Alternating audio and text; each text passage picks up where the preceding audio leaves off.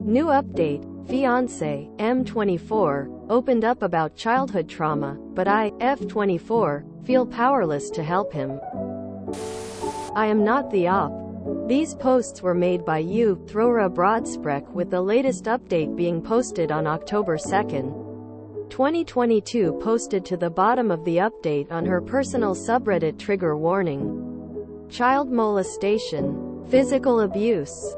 Less than first post. August 2nd, 2022. Our wedding is a few months off. But I want to state I have no issue delaying it at all. He, Nick, was my best friend long before we started dating. And he's been there for me when I was going through stuff too. I lost my job due to layoffs in 2020. And it was an office job I was hoping to move up in. I had been there for a few years. But COVID did a number on the company that led to many of us being released. I started as an intern. And it destroyed me when I was released.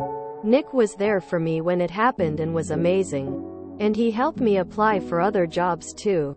I moved back with my parents after rent became too high. I lived alone at the time. But he spent so many nights applying together and texting me job openings. And on other nights, he'd bring snacks or flowers or movies to get my mind off of it in the early stages. Eventually, I found a new job. And he even sent flowers as a surprise one day too because I was nervous and uneasy about starting over. I brought him games and concert tickets. After finding work, to try and give back after how he helped me through that time. And I feel we became closer because of it. The reason I'm writing this is because of a recent conversation. We have been looking for apartments the past few months. But he told me that we needed to talk. We talked 2 days ago. But I'll give some context first. He has been no contact with his parents since 18 when he moved out with a roommate and roommates. Then girlfriend. We both attended a Christian school. And I knew that his parents were overly strict with him back then. He was even hit for keeping friends they didn't like. And he had wanted to move out for some time. His roommates were 2 years older than him. And he stayed with them for almost 2 years until they became engaged and wanted to move elsewhere. And Nick had a job to rent a room by that time. His roommates are great friends with us. And they even prolonged moving out together until Nick was ready. But when he wanted to talk, it was about his parents. I didn't know what he wanted to talk about. But when he said his parents, I was a little surprised. He seemed uncomfortable from the start too. But he said he wanted to apologize for something too. When I asked what for, he said he should have said it earlier, but that he was afraid of losing me. He also called himself selfish and was really hard on himself. But he said he wasn't sure if he'd be able to satisfy me because he hated himself, among other things too. When I asked him why, he said he did before high school, and that he was getting anxious leading up to our wedding. He told me that his parents made him feel that way. And he also reached out to a therapist too who suggested being honest with me. His parents were really strict about purity growing up. And I knew that. But this was the first time he was specific because he was ashamed of telling anyone. Said he even struggled to tell the therapist. His parents used to hit him for finding stains in his laundry when he was as young as 13. And they told him that that was the same as committing adultery. They also told him that masturbating would destroy his family and future marriage. And they would have random checks of his bedsheets along with laundry too. He eventually got around them by doing laundry at night. But they also put a camera in the bathroom to make sure he wasn't masturbating too. And he said they had a video of him masturbating along with using the restroom. They also used to check his private area randomly too. And he began to sleep on his back because he felt guilty for feeling pleasure while he slept. He became better as he grew older. And we've made out on many occasions. He also previously said he wanted to save sex for when we were married. He is not religious in any way now. but admitted it was because he was afraid of letting me down, because he was convinced he'd never get married. When I asked him why he thought that, he said he read things about purity, ruining intimacy, and that he was afraid of not being enough. I told him that I loved him regardless of anything and that I was so sorry for everything he told me. I also told him that I didn't think less of him for not saying it until reaching out to a therapist, because it was really difficult. And I told him that it was good to reach out to a therapist too. However, he believes he'll never overcome it, and that people like him shouldn't get married. I tried to tell him to not be so hard on himself. And I told him that I thought nothing less of him too. If anything, I said I thought more of him for reaching out for therapy. But he said he was miserable because everyone said he had great parents growing up and that they wouldn't believe him. He recorded some of the lectures, punishments his parents gave him on his phone, but believed it wasn't enough to do anything legally. He also said he was unsure of pursuing it and breaking no contact, and was debating working on himself with his therapist instead. I told him that the choice was his and that I'd support whatever he wanted to do. But I felt that my words couldn't make him feel better even when I hugged him because of everything he went through. I don't know how to make him feel better. And that's why I'm asking for help. It's not about the wedding. I want to help him. I'm considering suggesting postponing it indefinitely so that it doesn't make him feel anxious or rushed. And I honestly don't care when it happens. I just want him to get past the belief that people raised on purity shouldn't get married, as he said. And I don't care how long that takes. But aside from suggesting to postpone, is there anything else I can say or do too? We hung out at his place yesterday, but we just watched TV and he wasn't ready to talk about it again. He said we could in a couple of days, but he was really quiet and just wanted to chill yesterday. And he has another therapy session coming up too. I really appreciate any suggestions, and if you read all of that. First update, August 7th, 2022. The main thing I wanted advice on was what to do with the upcoming wedding. I had no issues delaying it and figured it could be better to postpone indefinitely for 2 reasons. He mentioned having anxiety as the wedding drew closer, still a few months out, along with the real reason he wanted to wait until we were married before having sex due to his fears about not being enough, and that people like him shouldn't get married. The second reason was that he recently sought out therapy, and I didn't want to rush that progress based on a wedding date. I wanted to tell him that I was more than fine with postponing, but was afraid of it coming off the wrong way. As someone commented, I didn't want it to sound as if I was having second thoughts. Someone else said there wasn't much I could do to make him feel better, aside from telling him that I believed him, which can sometimes do a lot. We chilled at his place and watched TV the day after we talked, and he didn't want to talk about it that day. He said we could in a few days, and we eventually talked about it again. He told me that there was another thing he didn't mention when we first spoke, and it was about his parents. When they would do their random checks of his private areas to make sure he wasn't masturbating, they would touch it to look for dried semen when he didn't want them to. And that was in addition to underwear, sheet checks too. He said he was 12 when he first remembered it happening and that they did that for a few years. Like the other night, he struggled to tell me and said he struggled to tell his therapist too in the beginning. She was the one who told him to talk to me, and be honest, I decided to tell him that I wanted to offer postponing in case it was making him anxious and to not rush his therapy progress. And he was happy that I asked because he said he didn't feel he was improving at all. He's been no contact with them since 18. And he wasn't sure about pursuing it legally because he wasn't sure if he wanted to reopen contact drama with others, as he believed they'd tell their church. He received flack for going no contact from a few people from church who reached out to him. He also hated how everyone said he has great parents at church because he knew they wouldn't believe him. And that was why he never told anyone there.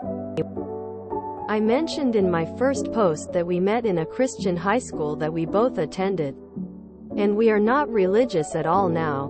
My only question from here is how to help encourage him beyond saying I believe him when he feels he's making no progress. We agreed to postpone indefinitely. But that is my last question because it's been challenging, albeit nowhere near as challenging for me as him. New update, October 2nd, 2022. Posted to the bottom of the update post. Mostly making this because a lot of people have asked how we were doing and have provided some really helpful advice. And this will be the last time I update this. I don't have much in the way of an update besides the conclusion he came to. He's still with his therapist as of now, but he still has doubts about his progress and says he struggles to not get stuck in the past. And, for that reason, he was unsure about pursuing anything legally with his parents due to uncertainty about re-establish contact after being in no contact for so long. And he doesn't know how his mental health, potential trauma would react to that. As a reminder from my previous post, people from his parents' church tried to reach out when he initially went no contact with his parents at 18. And some of them were rather condescending and said he didn't appreciate having awesome parents. From what little they saw on the outside due to the fear of not knowing how he would mentally handle potentially breaking no contact in hopes of anything legal, he decided not to pursue it and instead stick with therapy. And he's been with the same therapist since my last post, although he has doubts about results. I told him that results don't happen overnight and that I'd support regardless of what he chose. And we're in no rush to get married either because of everything he's trying to overcome.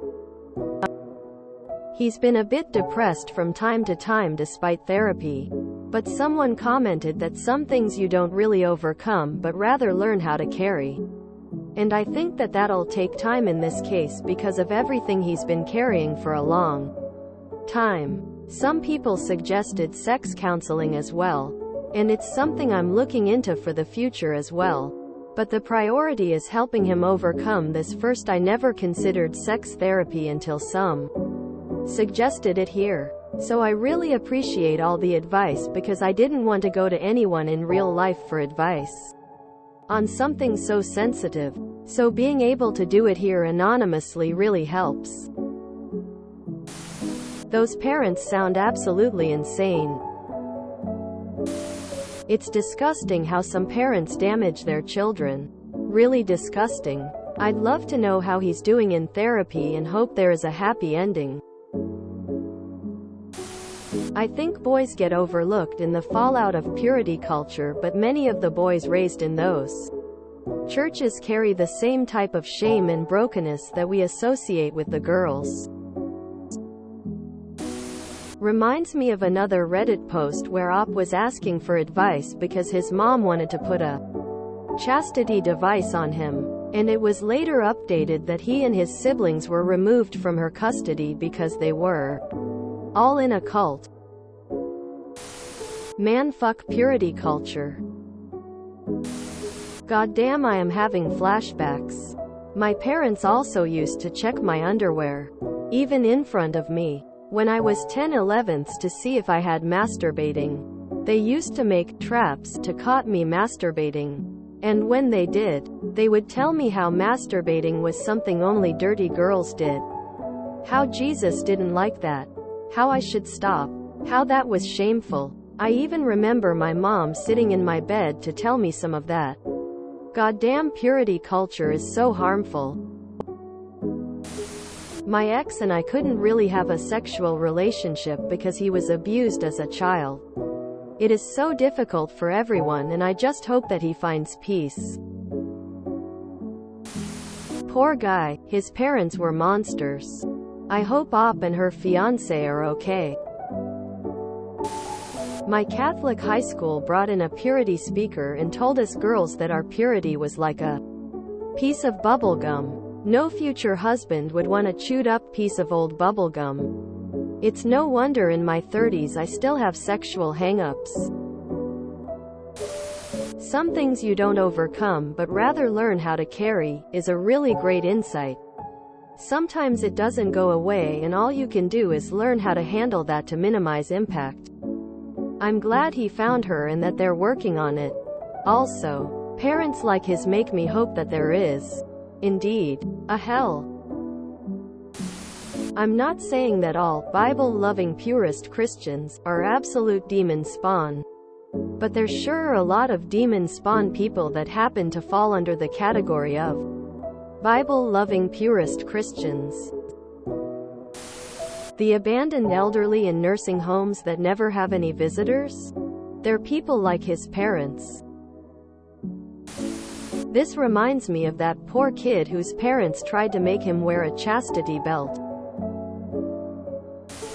Okay, but why the fuck would you post this on Reddit? He had such a hard time telling me and his therapist, then? Why would you update the whole internet about his trauma? If I was him and I found out, that wedding would be postponed forever. Poor man. Jesus, those parents are disgusting. I think it's already a huge progress that he started to open up about it and started the process of therapy about this. That is already progress. That's already something that wasn't possible for a long time. Something like this isn't something you go to therapy a couple months and then it's all fixed. But it sounds like this person has a strong support system despite not having any family to lean on, with a partner and close friends. And that is immensely valuable. I understand feeling powerless to help someone in situations like these. But being there is already a bigger help than we sometimes think. I grew up in Southern Baptist churches and went to a Christian school run by the church we attended. From grades 510, purity culture is a trip. So many people would get married just after or during college in almost a rush because sex is for marriage. And the lack of knowledge around family planning and pregnancy prevention was staggering. Heck, my school didn't allow dancing until just after I left and the pastor changed. And their rationality for it was literally, vertical dancing leads to horizontal dancing. I'm now my own blend of Christian and pagan, though far more pagan, and have been with my wife for 13 years. But because of that culture, she was actually my first sexual partner. We're both AFAB. So it was a little easier to talk about what works because we have the same parts. Also, I always had a dirty mind. But what got me was the comments about him going no contact and how his former church acted. My parents were abusive. I was lucky it wasn't physical or sexual. But it happened. And they were obsessed with looking perfect at church. I was once pulled out of a service to be spanked because I was silently crying in church, and how dare I? It wasn't until I was older that I realized I wasn't punished for being a disruption, I was punished for not being perfect. And there's a level of siding with whoever is still one of theirs. When I came out as bisexual, I was living across the country from my parents. And my father got married a year later. When I went home, no one even asked how I was. Despite years of being a member and making these relationships with people, it was all, how could you do that to your father? Honestly, they looked down on my mom just the same when she got a divorce. Because she left that church. Churches and cops. Man, they'll back their own no matter what. This is a horrible form of abuse by the parents. It's perfectly natural for boys to have wet dreams and ejaculate without any deliberate self-pleasuring involvement. Since there are no limitations on this type of child abuse, it should be reported, if not by him, by his therapist, as therapists are mandatory reporters. I hope this poor guy continues with therapy and is able to overcome the stupidity of the guilt trip. His patience embedded in his psyche. Wow, he really lucked out in finding someone like Oop. She seems like an outstanding partner, so caring and supportive. They'll have a very good life together, I think. I'm glad he has someone, presumably the therapist, encouraging him not to go through the legal system. If you enjoyed this video, please check out our playlists full of similar content. Epic Haircast is like doom scrolling for your ears. Please like, share, and subscribe.